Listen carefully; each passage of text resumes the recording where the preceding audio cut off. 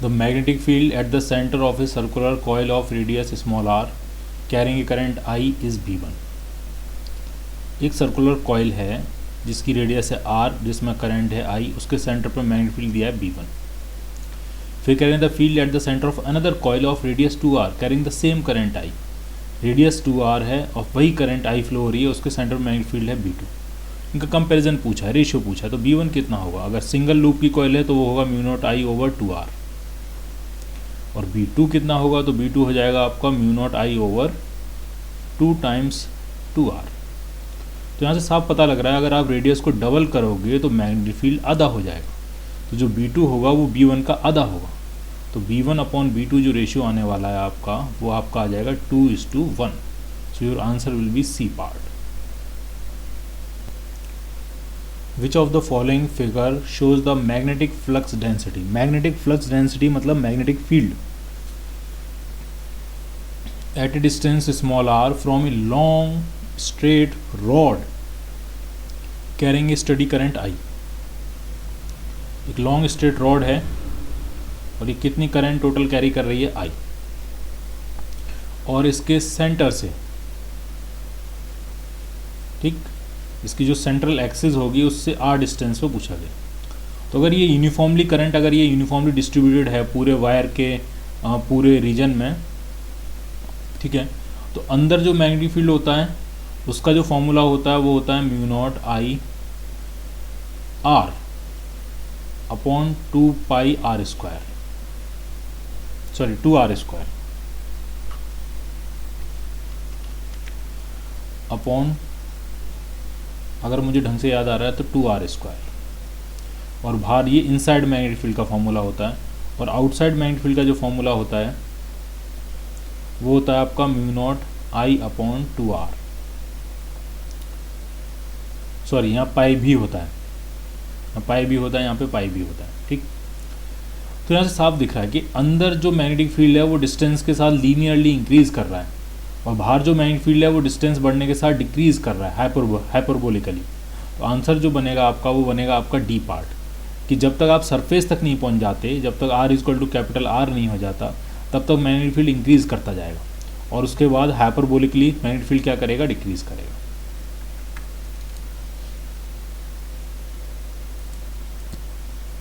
The magnetic induction at the centre of A current carrying coil of radius r. क्या होता है centre magnetic field, तो वो होता है mu not I upon 2r, और अगर n नंबर ऑफ टर्न्स है तो इंटू n. तो यहाँ से साफ पता लग रहा है B जो है वो 1/r के प्रोपोर्शनल है, इन्वर्सली प्रोपोर्शनल है r के. So your answer will be B part. Two long thin wires ABC and DEF are arranged as shown. The magnitude of the magnetic field at O is. O पे magnetic field का magnitude कितना होगा वो आपसे पूछा गया. तो आराम से समझना है, ये जो AB वायर है इसकी वजह से मैग्नेटिक फील्ड जीरो होगा, क्योंकि इसी वायर के लाइन के अलॉन्ग ही वो पॉइंट लाई कर रहा है O. और इसी तरह से जो DE वायर है इसकी की वजह से मैग्नेटिक फील्ड क्या होगा, जीरो. ठीक, अब बचे BC वायर और EF वायर. तो VC को अगर हम इन्फाइनाइट वायर मानेंगे, ये वेरी लॉन्ग वायर है मान लिया, ठीक है, डिस्टेंस ये काफ़ी कम है और ये वायर की लेंथ काफ़ी ज़्यादा है, तो ये सेमी इन्फिनाइट वायर की तरह काम करेगा पॉइंट O के लिए, और उसकी वजह से मैग्नेटिक फील्ड होगा वो हो जाएगा mu not I upon 4π perpendicular distance r दी हुई. और इसकी डायरेक्शन क्या होगी, तो करंट इन्वर्ट नीचे की तरफ जा रहा है, तो इस रीजन में मैग्नेटिक फील्ड होगा इन्वर्स और इस रीजन में मैग्नेटिक फील्ड होगा आउटवर्ड्स. जरा इस करंट के बारे में बात करते हैं. ये करंट जो ऊपर जा रहा है, अगर ये भी सेमी इन्फिनाइट वायर की तरह बिहेव करे, वायर की लेंथ काफ़ी ज़्यादा हो, r डिस्टेंस काफ़ी कम हो, तो इस रीजन में मैग्नेटिक फील्ड होगा आउटवर्ड्स, और इस रीजन में मैग्नेटिक फील्ड क्या होगा, इनवर्ड्स. तो दोनों वायर की वजह से पॉइंट O पे मैग्नेटिक फील्ड आ रहा है आउटवर्ड्स. इसका मतलब दोनों ही मैग्नेटिक फील्ड ऐड अप हो जाएंगे, तो plus mu not I upon distance भी वही है 4πr. तो जो आंसर आएगा आपका mu not I upon 2πr, provided हमने क्या मानी है, हमने ये मानी है वायर की लेंथ जो है वो इस डिस्टेंस r के कंपेरेटिवली काफ़ी लार्ज है, तो ये सेमी इन्फिनाइट वायर की तरह बिहेव कर रहा है. So your answer will be B part.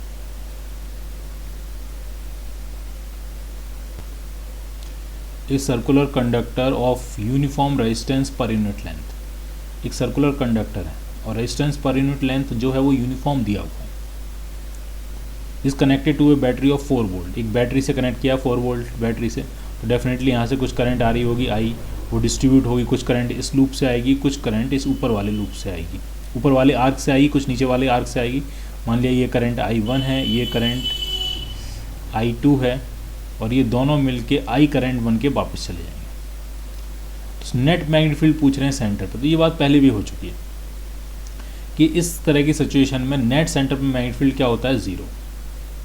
Since ये वाला लूप बड़ा एंगल सब्सटेंड कर रहा है सेंटर पर, लेकिन ये करंट कम होगी, और ये वाला जो पार्ट है आर्क का, ये छोटा एंगल सब्सटेंड कर रहा है सेंटर पर, लेकिन ये करंट क्या होगी, ज़्यादा होगी। और होता इस तरह से करंट और थीटा का प्रोडक्ट क्या रहता है, कांस्टेंट। जिसका थीटा जितना बढ़ता जाएगा उसकी करंट उतनी कम होती जाएगी, और सेंटर पर नेट मैग्नेटिक फील्ड क्या बन जाता है, 0, D part. The magnetic field B at O due to current carrying loop placed in the XY plane as shown in figure। Point O पे मैग्नेटिक फील्ड पूछा है। तो 3 पार्ट हैं लूप के, एक आर्क है, 2 स्ट्रेट लाइन। इन दोनों straight line की वजह से मैग्नेटिक फील्ड पॉइंट O पे 0 हुआ। क्यों?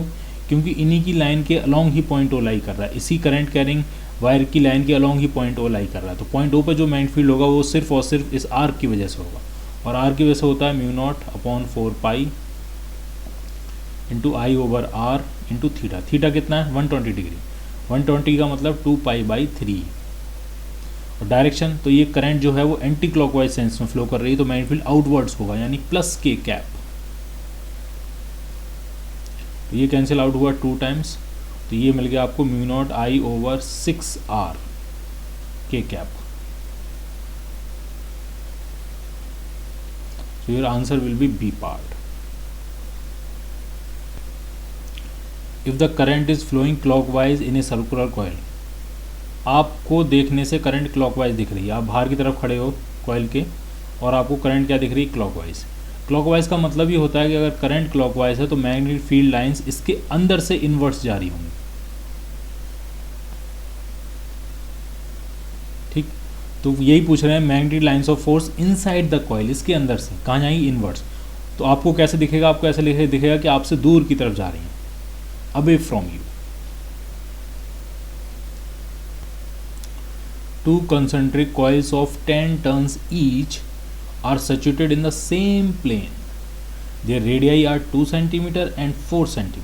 2 कॉइल हैं, दोनों में 10 टर्न हैं, दोनों की रेडियस, एक की रेडियस है 2 सेंटीमीटर और दूसरे की जो रेडियस है वो है दी आपको 4 सेंटीमीटर। एक ही प्लेन में दोनों हैं, इसी स्क्रीन के प्लेन में दोनों लाई कर रही हैं।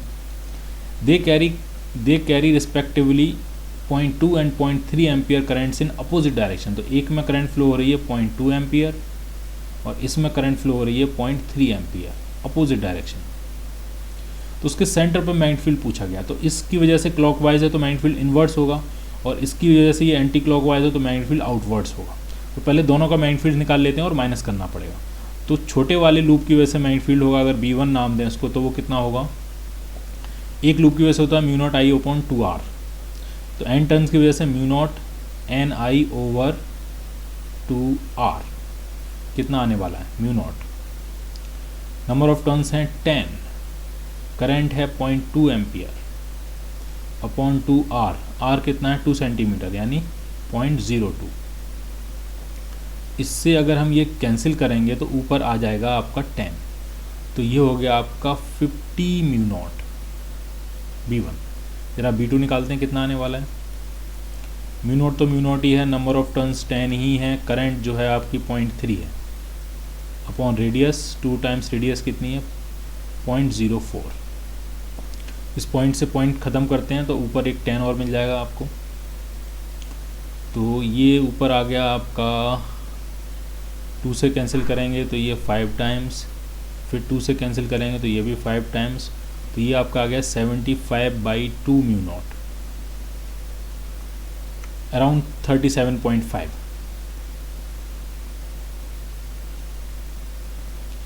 तो नेट मैग्नेटिक फील्ड जो आएगा वो डेफिनेटली जो छोटी वाली कॉइल है उसका ज़्यादा है, छोटी वाली कॉइल का ज़्यादा है, वो क्लॉकवाइज है, इसका मतलब उस नेट मैग्नेटिक फील्ड इन्वर्स होगा और छोटी वाली कॉइल में से बड़ी वाली कॉइल का माइनस कर देंगे। तो वो 50 म्यू नॉट माइनस है 37.5 mu naught, 12.5 mu naughts. That will be D part. Your answer will be D part.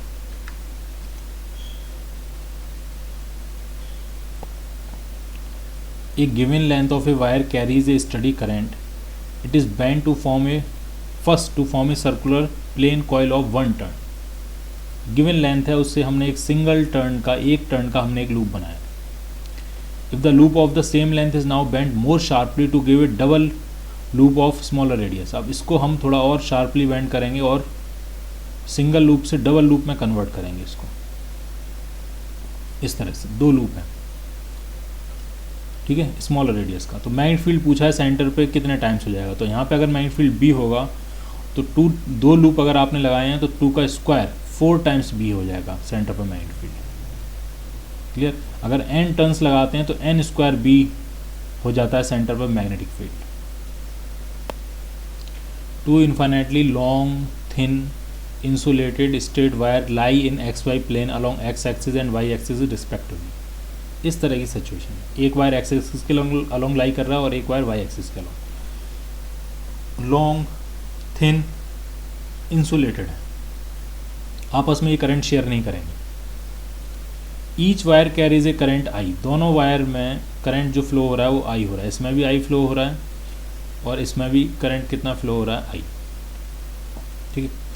तो पूछ रहे हैं the magnetic field will be zero at all points on a straight line. किस straight line पर magnetic field zero होगा. तो समझना है 4 क्वाड्रेंट हैं आपके पास. अगर आपको उन क्वाड्रेंट्स में मैग्नेटिक फील्ड जीरो होगा जिनमें मैग्नेटिक फील्ड एक दूसरे के अपोजिट क्रिएट हो रहे होंगे. जरा इस क्वाड्रेंट में देखते हैं. इसको वायर 1 कह देते हैं, इसको वायर 2 कह देते हैं. तो वायर 1 की वजह से इस रीजन में जो मैग्नेटिक फील्ड बनेगा वो आउटवर्ड्स बनेगा, B1 नाम दे रहा हूँ मैं इसको. और वायर 2 की वजह से इस रीजन में जो मैग्नेटिक फील्ड बनेगा वो इन्वर्स बनेगा, B2 नाम दे रहा हूँ. तो इस रीजन में चांस है कि मैग्नेटिक फील्ड जीरो हो जाए. तो वो सारे पॉइंट्स जो इन दोनों वायर से इक्वल डिस्टेंस पे होंगे उन सारे पॉइंट्स पे मैग्नेटिक फील्ड क्या होगा, जीरो. क्लियर. इसी तरह से अगर आप इस तरफ देखोगे इस वाले सेक्शन में, तो इस वायर की वजह से मैग्नेटिक फील्ड इनवर्ड्स और इस वायर की वजह से मैग्नेटिक फील्ड आउटवर्ड्स. तो जो सारे पॉइंट जो इन दोनों वायर से इक्वल डिस्टेंस पे होंगे उन सारे पॉइंट्स पे मैग्नेटिक फील्ड क्या होगा, जीरो. तो ये जो आपकी लाइन बन रही है जिसपे मैग्नेटिक फील्ड जीरो हो रहा है, ये आपकी आ रही है y equal to X. y equal to X line पर नेट मैग्नेटिक फील्ड क्या होगा, जीरो एट ऑल पॉइंट्स. अब जरा इस रीजन में देखते हैं.